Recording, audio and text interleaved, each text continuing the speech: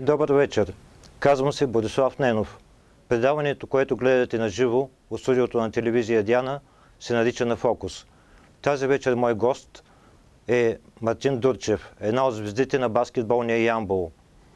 Крилото, което в миналия шампионат с отбора ни спечели бронзов медал.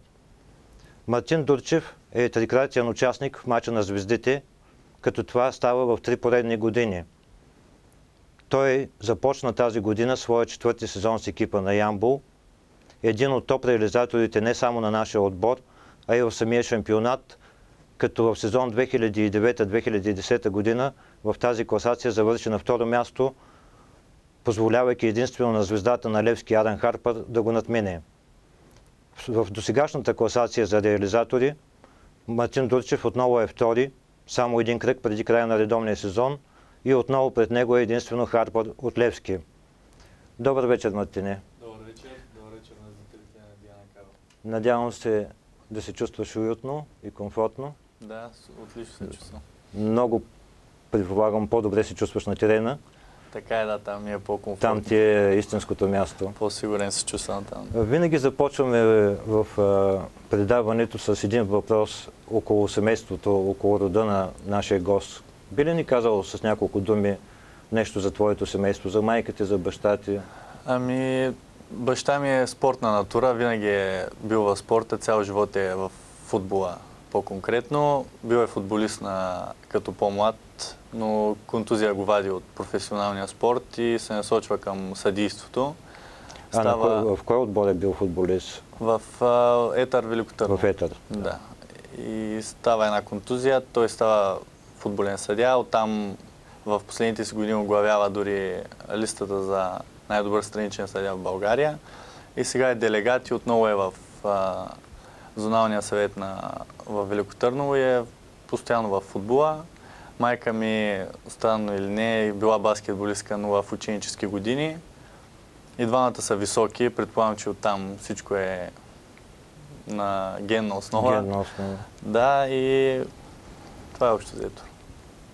Общо взето не е направо категорично, семейството ти е доста спортно. Да. Забрави да споменеш, че майка ти е известен правист в Велико Търново, адвокат, доколкото знам. Да, така е, като юрист. Конкретна насоченост. Така е, да, адвокатска кантора има. Предполагам, че те винаги са те насърчавали да станеш спортист. Така е, да. Баща ми особено. Майка ми винаги е била по-стрикна в отношението към образованието и така съм постигнал някакъв синхрон да ги движа и двете. Да.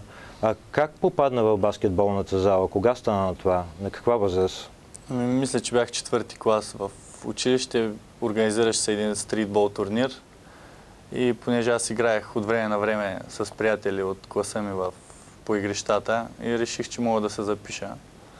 Записахме се и там първият ми треньор стана тогава господин Иван Балъков. Той ме видя и каза, че задължително според него трябва да започна с баскетбола, защото вижда в мен хляб. И... Не е сгрешил, много хляб се оказва, че има в тебе.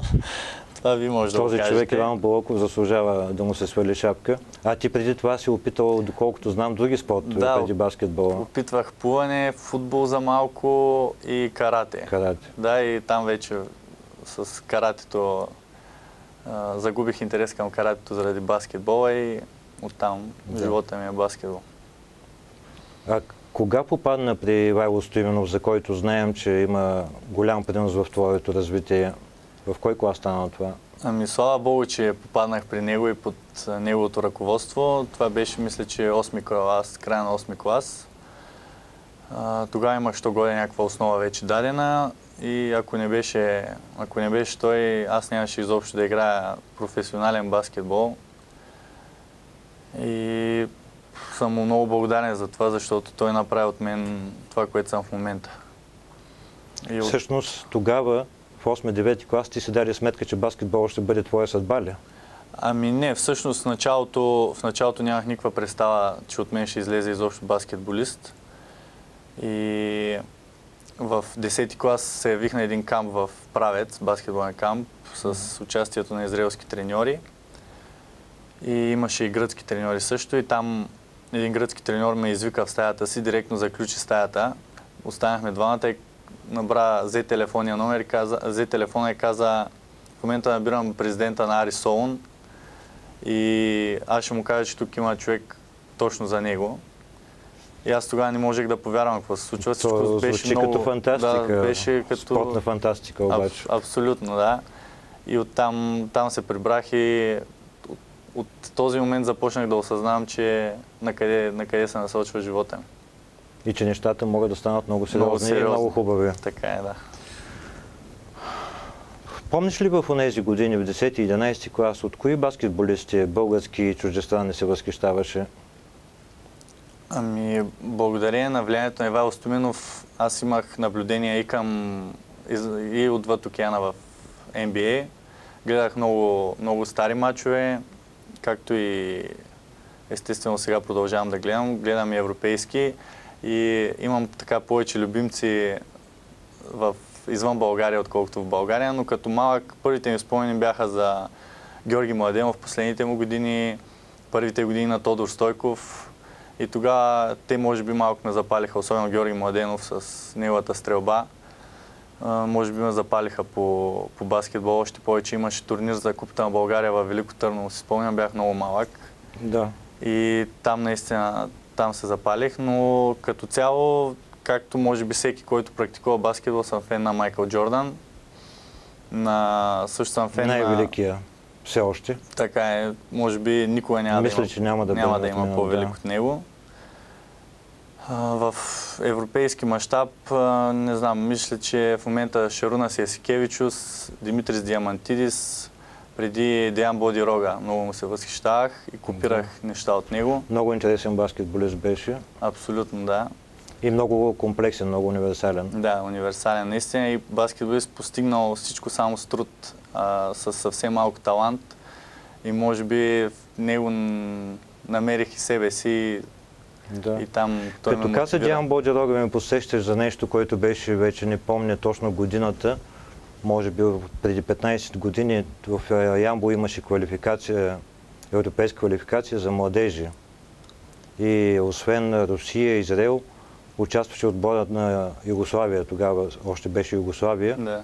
И трябваше да дойде Деян Бодирога. Но той вече беше станал звезда и по този начин така и не дойде с младежкия отбор на Югославия, за което много съжалявам, защото щях да имам пряк допир с него. Абсолютно пряк допир от няколко метра да го видя. Да. Русия се водеше обаче от легендарния плеймейкър Станислав Еремин, който е играл с Сергей Белов, с Алексей Белов. Беше много интересна контрола, много интересна квалификация. Чувал ли си, че някои правят така аналогия, съпоставка между твоите качества и тези на Тодор Стойков? Ами, чувал съм, имало такива мнения, може би главно защото и двамата сме левичари. И двамата имаме афинитет към стрелбата от далечно разстояние, но мисля, че там с това се изчерпва всичко. И като хора сме много различни, и като игрово поведение на терена, според мен сме много различни. Да. А ти имал ли си възможност за по-близък досег до Тодор Стойков, да общувате, да говорите? Ами, това е много интересна тема. Преди наистина, може би малко съм му се възхищавал, защото един от най-успешните български баскетболисти. Но с течение на времето и с това, че аз израствах и наистина имах, може би, по-малък допир, но все пак имах някакъв допир с него. Дори започнах да се разочаровам в един момент от него, от това какъв човек е извън терена, а дори понякога и на терена, защото понякога той е малко или много арогантен, което мен не ми понася и съм имал дори къвги с него. Но това е... Като съперници. Да, като съперници на терена. Само да ти напомня, че Жодо Младенов също беше много скандален. Да, така е. А той Жодо, както играе до 40 години, още малко ако беше играл, можехте да се засечете на терена. С него не съм той беше, като се отказа, все още в чудесна форма. Така е. Един друг въпрос. Аз знам, че зрителите страшно искат още сега да разберат дали